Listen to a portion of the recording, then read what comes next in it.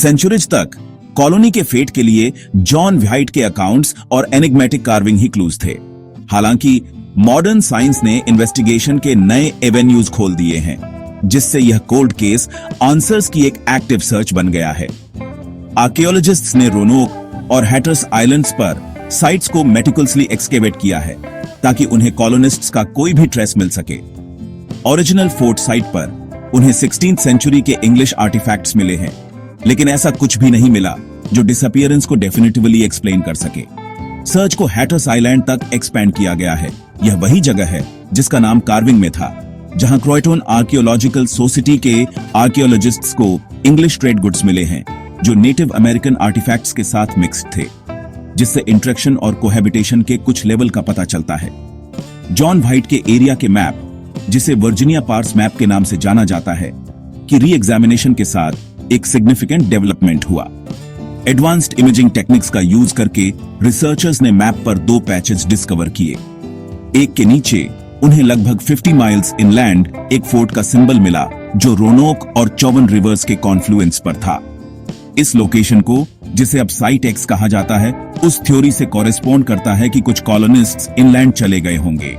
इस साइट पर एक्सकेवेशंस में टेंटलाइजिंग क्लूज मिले हैं, जिनमें 16th सेंचुरी की इंग्लिश पॉटरी के फ्रेगमेंट्स शामिल हैं, जिन्हें सरे हैम्पशायर बॉर्डर वेयर के नाम से जाना जाता है, वही टाइप जो रोनोक कॉलोनिस्ट्स द्वारा यूज किया जाता था।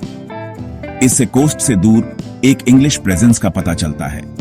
एक और सेट ऑन कंट्रोवर्शियल क्लूज डेयर स्टोन्स है।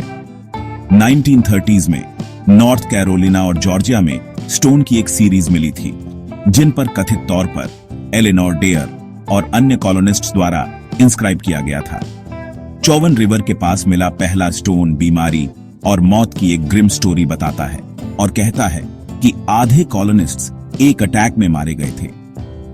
यह इस खबर के साथ एंड होता है कि उसके पेरेंट्स और हस्बैंड की डेथ हो गई थी, और इसमें वर्जीनिया डेयर का नाम भी शामिल है। जबकि पहला स्टोन कुछ लोगों द्वारा पोटेंशियली ऑथेंटिक माना जाता है, उसके बाद के दर्जनों को इलैबोरेट हॉक्सेस साबित किया गया, जिससे पूरे कलेक्शन पर डाउट आ गया।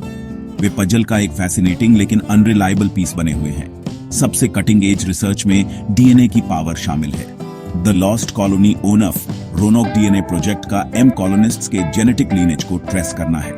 नेटिव अमेरिकन ट्राइब्स के साथ इंटरमैरिज के थ्रू कॉलोनिस्ट्स के डिसेंडेड होने का बिलीव करने वाले इंडिविजुअल्स से डीएनए सैंपल्स कलेक्ट करके रिसर्चर्स को जेनेटिक मार्कर्स खोजने की उम्मीद है, जिन्हें 1587 के फैमिलीज तक ट्रेस किया जा सके। यह एक मॉन्यूमेंटल टास्क है, जिसके लिए कॉलोनियल डीएनए की एक बेसलाइन एस्टेब्लिश करने और फिर थाउजेंड्स ऑफ मॉडर्न सैंपल्स को सिफ्ट करने का डिफिकल्ट वर्क रिक्वायर होता है।